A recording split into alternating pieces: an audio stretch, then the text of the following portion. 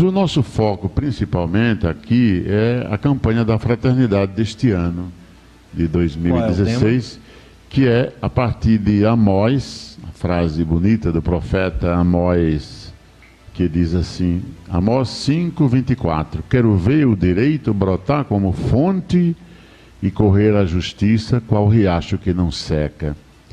Sobre a casa comum, sobre a questão da criação, sobre a natureza, sobre o saneamento básico, sobre as cidades cobertas de dengue, como a nossa que temos. Né? Então, o que nós queremos é conscientizar o povo de Deus e também as pessoas que não fazem parte de nenhuma igreja, os ateus também são convidados. E o mais bonito, Igor e Luciano, é que essa campanha ela é feita por diversas igrejas. Nós temos o Conselho Nacional de Igrejas Cristãs. Esse conselho ecumênico, né, que está em Brasília, com sede em Brasília. Temos inclusive um vídeo muito bom e eu quero convidar aqui os pastores, os vereadores, o prefeito e também os prefeitos da região que queiram participar, para quarta-feira, às 7h, no Salão Paroquial, a gente fazer esse grande evento. Então a gente vê o que a gente vai fazer de concreto para defender a natureza, que está sendo ameaçada, né? Ameaçada pelo quê, padre? Pelo capitalismo, pelo homem, pelo poder econômico que quer tomar exploração. Tudo. Sabe quantas famílias dominam metade da riqueza do planeta Terra? 66. É tudo que eu entendi, um mundo que está dominado, que está concentrado, e todo mundo se diz cristão, mas cristão, que cristão é esse? Qual é a intervenção específica da igreja no mundo todo na política? A política a gente está na luta, exatamente, o Papa falou ultimamente sobre a questão dos corruptos, né? Corruptos e corruptores. Porque esse vírus que está não somente nos políticos, mas está também no povo, né? O povo fica omisso. Então, cada um tem que fazer sua parte. Né? A questão não é só agora a gente ser moralista, ou agora ficar querendo destruir as pessoas. Não quero destruir ninguém. De forma alguma. O que a gente quer é conscientizar as pessoas para assumir a sua responsabilidade de cada um. Então a gente propõe nesse ano todo uma série de debates, inclusive um fórum no dia 1º de maio, sobre isso, com todos os trabalhadores, sobre essa questão, pela manhã, no Salão Paroquial, aberto também para a gente discutir problemas sociais. E eu vou convocar os políticos, os candidatos. E eu quero ver todos eles lá. Padre, antes da gente falar, inclusive, da questão da disputa eleitoral, porque a gente sabe o seguinte, que é preciso que nós, enquanto instituição do povo, que representa a sociedade, incentive uma coisa, que as pessoas de bem tentem entrar, né? Que as pessoas bem intencionadas, que querem realmente ter uma modificação, porque infelizmente o senhor há de concordar comigo, porque além de nós estarmos num país rico, porém desigual, né? O mundo todo é assim, riquíssimo. A riqueza do Brasil é incontável. E se tirasse dos grandes empresários, o rombo, por exemplo, do governo federal seria automaticamente liquidado. Você vê, por exemplo, grandes campanhas, mesmo que nas grandes emissoras de TV, né, de arrecadação de milhões, de bilhões. Eles conseguem, através da união do povo, arrecadar dinheiro para o bem, para a sociedade, né? E não é isso, infelizmente, porque o governo hoje federal, ele não agrega confiança da população, infelizmente, né? E aí, antes de qualquer coisa que a gente entra na disputa, porque eu acho importante, infelizmente, as pessoas que têm mais vontade de trabalhar pelo povo, não têm o dinheiro para fazer a campanha eleitoral, e o senhor sabe que a campanha eleitoral hoje, principalmente no interior, ela é muito mais financeira. É porque o povo vive uma situação de penúria. Exatamente. Eu acompanho as famílias. O que tem de gente dando duro para sobreviver, sem trabalho, às vezes desarrumado também. Não vou dizer aqui, não vou fazer, mas o problema é tão sério, é tão cara a vida na cidade. E esse povo é um herói. Essas famílias, mães de famílias, ou gente que está entrando no mundo da criminalidade ou da droga, ou do álcool, né, do alcoolismo, da cachaça, e que agora vai ser toda uma exaltação disso. Os políticos mal intencionados acabam aproveitando dessa vulnerabilidade. Aí, né? Sexualmente, o pessoal fica tudo exposto sexualmente, prostituição. É aí onde eu quero chegar. Antes da gente falar dessa disputa que se aproxima, eu queria que o senhor falasse Porque eu sei que o senhor anda muitas comunidades, eu sei que o senhor visita muita gente, e eu queria saber, na visão do senhor, qual tem sido as principais demandas da população. Essa é a minha pergunta. Olha, a situação de Itaperoá, aqui a gente vive um município pobre, que não tem trabalho, que não tem... Agora com as chuvas, muita gente está na roça, plantando sua rocinha, sua plantação, mas o grande problema nosso aqui é a falta de ocupação, de trabalho. Então, mães de família, é um povo altamente guerreiro, nosso povo, mas que está refém. Ou você fica ligado a um chefe A ou B ou C. E eu acho que o problema não é esse. O problema é você tem que... por isso que eu quero conversar também com os lados partidários, as pessoas que têm liderança, né? Eu quero parabenizar as que têm essa liderança, porque é importante, mas isso tem que ser usado para um projeto comum, para defender, para ver qual é a vocação de Itaperoá. O que Itaperoá tem? Para a gente explorar. Esse povo que, por exemplo, a droga está entrando aqui e nós sabemos que o negócio está muito bom, está bem fundamentado aqui. Então, esse sistema de droga que entrou na nossa cidade, na nossa região, no Brasil, no Nordeste, pegou por isso, porque o povo não tem um trabalho, não tem um foco, não tem uma oportunidade, não tem uma possibilidade de vencer, entra nesse mundo. A gente fez uma missão agora em janeiro, foram 11 dias, o pessoal da Baixada Fluminense, inclusive muita gente de Itaperoá mora lá, são 10 mil pessoas de Itaperoá que moram naquela região. Olha só. No Rio das Pedras, e Jacarepaguá e outros, e a gente está em contato com esse pessoal e eu vou lá, vou fazer missão lá.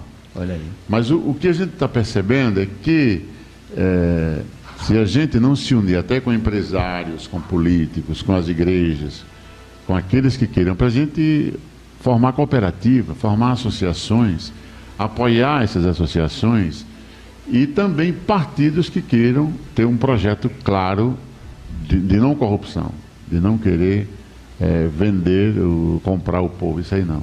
A política partidária, ela é a expressão mais alta da caridade, já dizia o Papa Paulo VI.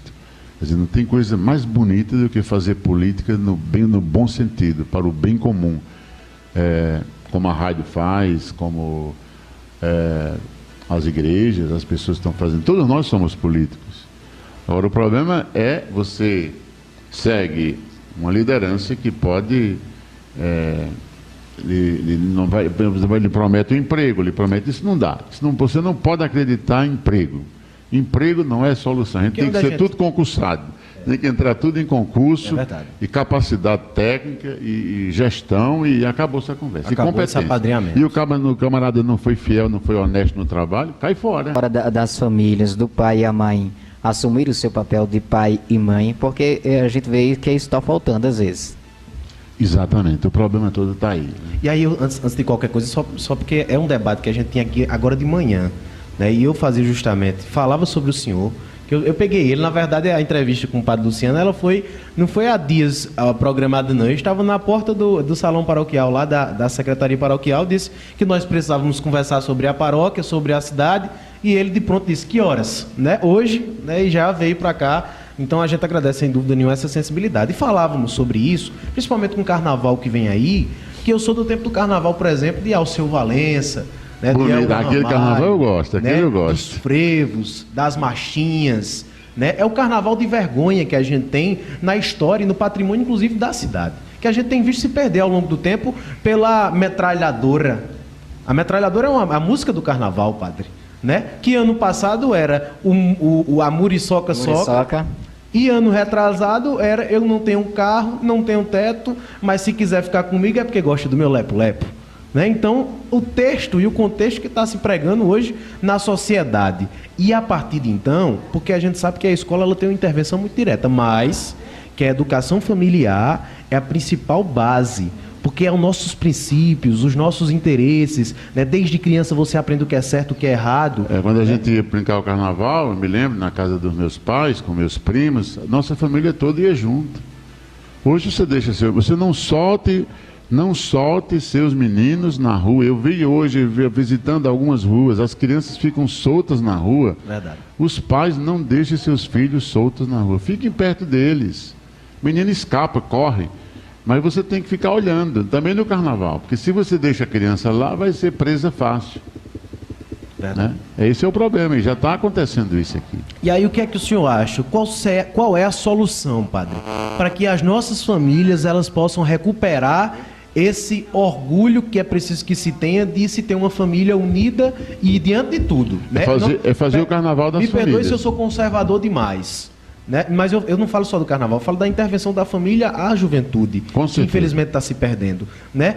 Qual é a solução da gente fazer esse resgate tão importante para nós e para a nossa história? Primeira coisa, eu faria uma reunião por rua, com casais, com famílias ali, a gente se reunir, vamos conversar aqui. Qual é o nosso foco? Se reunia com as pessoas interessadas daquela rua, vamos conversar sobre os problemas, sobre nossa vida. Primeiro, criar relações de amor, de fraternidade e de credibilidade.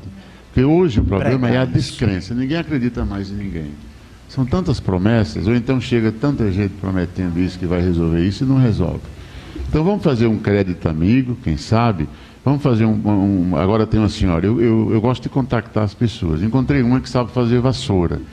Aquelas palmeiras que a gente está plantando aqui na cidade, e meu plano era plantar 1000 esse ano, mas não cheguei nem a 200 ainda. Mas o projeto era exatamente incentivar a gente a fabricar vassoura para aquelas mães que não têm o que fazer. Ou fabricar tranças, artesanato, etc. Cada um vai bolando alguma coisa. Mas é incentivar o trabalho. Incentivar. Porque se você dá apoio a essas mães, que são heroínas, a mulher de Itaperoá, essas mulheres, essas mães são realmente vencedoras, batalhadoras. Então a gente precisa ver esse lado aí, dessa força. Para elas não entrarem em desespero, não desacreditarem de tudo. Porque o problema está sendo esse. Porque o menino novo, ele não está nem aí para a mãe, né? Mas a mãe sofre com aquilo no coração quando o menino sai que não pode nem falar, nem reclamar, o menino sai não tem hora para voltar, está no mundo das drogas e a mãe se vê naquela situação de desespero. E muitas vezes, padre, o senhor sabe mais do que eu, que essa situação é quem leva a mãe a ser amargurada, né, a passar a vida toda sofrendo por causa de um filho. Né, é o único problema que ela tem na vida. Ontem nós fomos ao Pico do Jabre, subimos, eram mais de 100 pessoas de Itaperoá. Você subiu a pé lá? Subi a pé, agradeço ao prefeito Jurandir, que nos deu os 2 ônibus, né? Para a gente ir juntamente com outros que foram em seus carros, né? Muita gente. E o que é que a gente queria lá? Queria exatamente refletir sobre esse tema do Papa Francisco, que é sobre a casa comum, que é o nosso planeta Terra. Quando a gente chega lá, a gente encontra jovens drogados, crianças. Eu vi, estão todos lá. Porque eles procuram esses lugares. Verdade. Aí a gente vê o quê? Vê um mundo que está todo virando lixo, despedaçado, fragmentado, quebrado, porque falta amor. Então, a minha proposta e o meu convite era de que aqui em Itaperoá a gente pudesse construir com todas as igrejas e com todas as famílias, com todo homem de boa vontade, inclusive com os jovens drogados. Eu quero me sentar com eles. Que é difícil. Quero conversar com esses irmãos. Digam, né? Não. Por isso que é bom abordar. Não, conversa. Eu também não vou perseguir eles. É verdade. O que eu quero é o bem deles. Verdade. Eu quero exatamente dizer a eles quanto eu os amo. E digo pelo rádio. Porque eles são filhos de Deus, são amados de Deus. E eles têm uma potência transformadora, revolucionária para levantar esse mundo. Perdida. Né? Porque nós temos problemas sérios de divisão, de exclusão social, problemas sérios de desigualdade, problemas da escola que às vezes não comunica, a forma pedagógica de você transmitir conhecimento, tudo. É uma revolução total que o Papa Francisco está pregando. É uma revolução de amor. Uma volta ao Evangelho, a palavra de Deus. Se não fizermos isso agora, vai ser muito difícil fazer depois.